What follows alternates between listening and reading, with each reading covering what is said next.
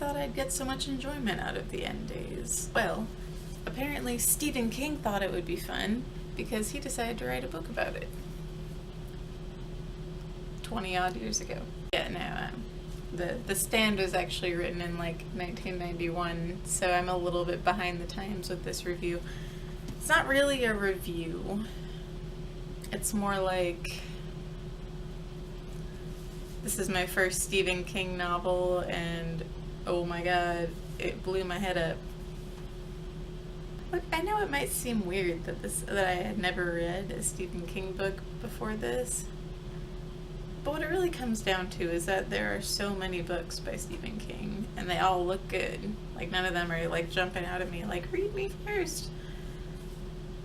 I wasn't really sure where I should start, you know? Thankfully, a friend from work told me that I should read The Stand first, and I think she was right, because this book, oh my god, this book. But before we go any further, hold on 1 minute, because there's something that I need to discuss this book. So, basically, the summary of this book is a super flu that the American government made because humans. Yeah, the super flu gets loose and destroys humanity. Oops.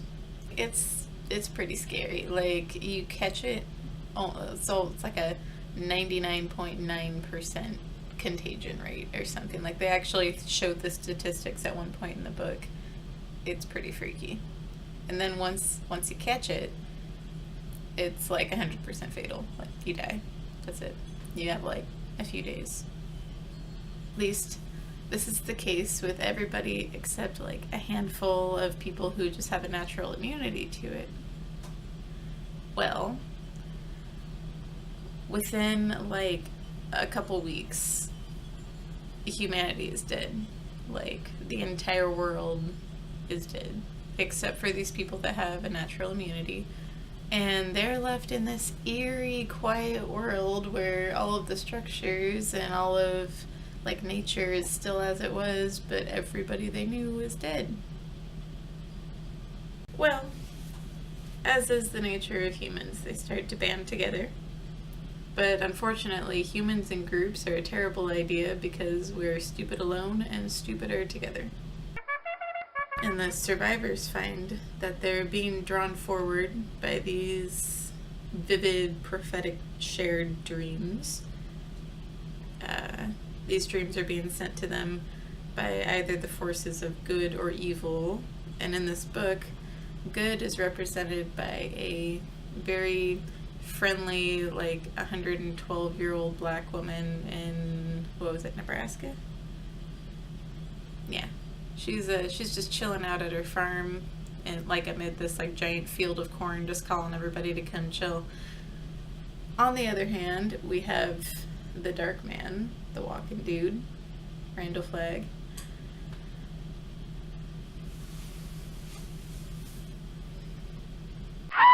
He's a little bit scary, and yeah, he calls people to him by promising, you know, normal things that forces of evil will promise you, like wealth and power and influence and whatever else you want. But of course, his ultimate goal is evil, just to destroy everything. He's just a force of chaos. He just wants to screw everything up.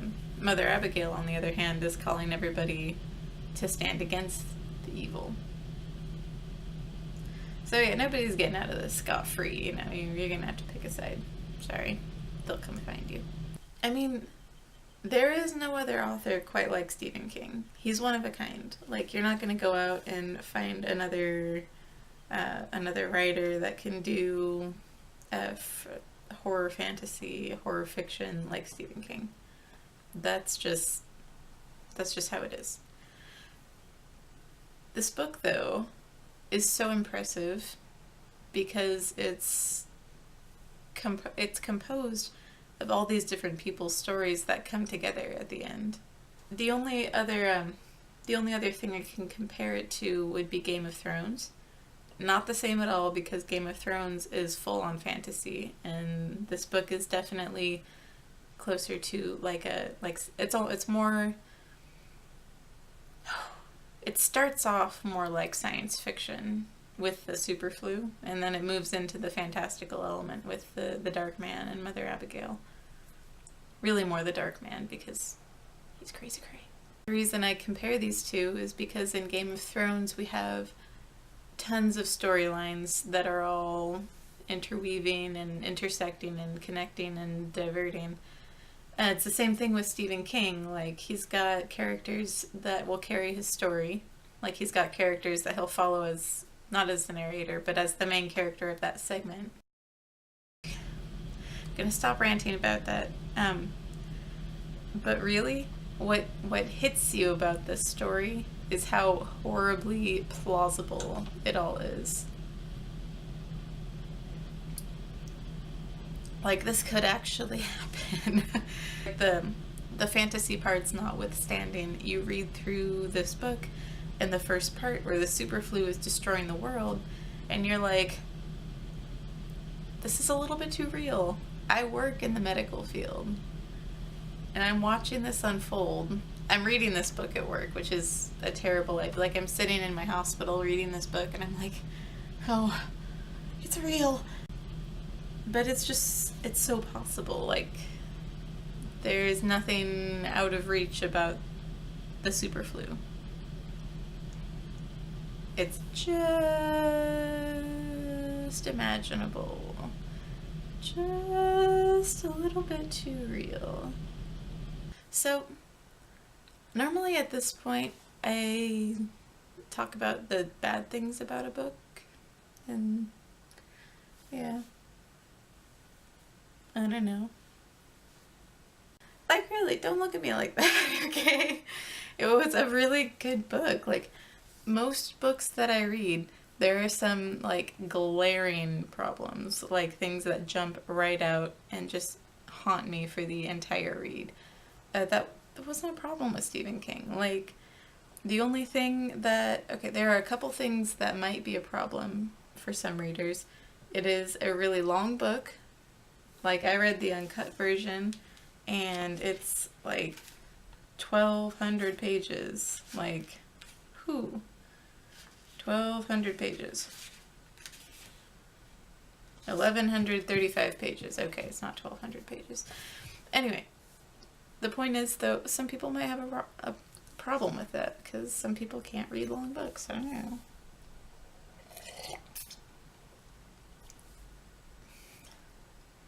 Okay, that might seem like a little bit of an asshole thing for me to say, because, you know, not everybody can sit down and read 1,135 pages. I'm trying hard to understand. That's really the worst thing about this book, is that because of its length, it's a little bit out of reach for some readers. But try, okay? It's worth your time. Alright. The good, though.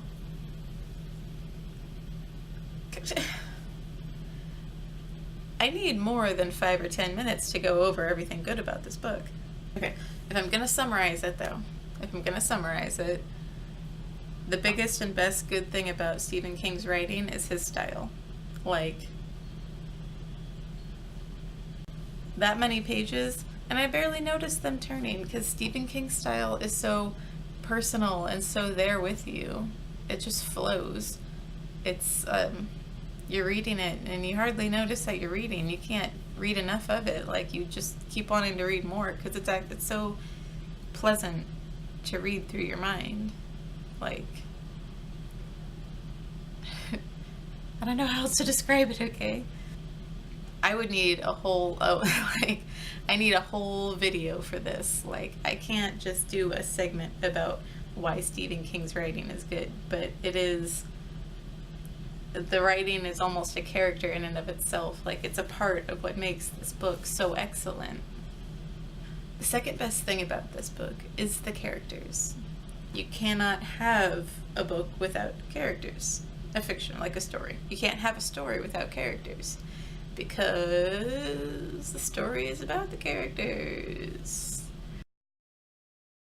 But, like, Stephen King, he goes farther than that. Like, his characters are so deep and immense and complete.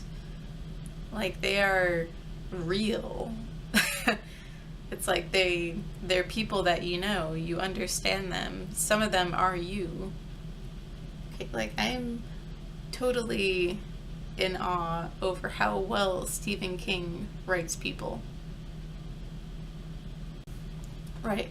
So, in case my opinions about this book aren't totally clear, I love it. It's so great. Like, seriously, if you, like me, didn't know where to start, and you want to start reading Stephen King, but you just aren't sure where, The Stand is an excellent, excellent first Stephen King read.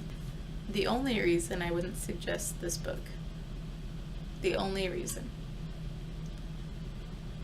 is if you, like me, happen to have an overactive imagination. Because if you have an overactive imagination and you read this book, you're over. You're done.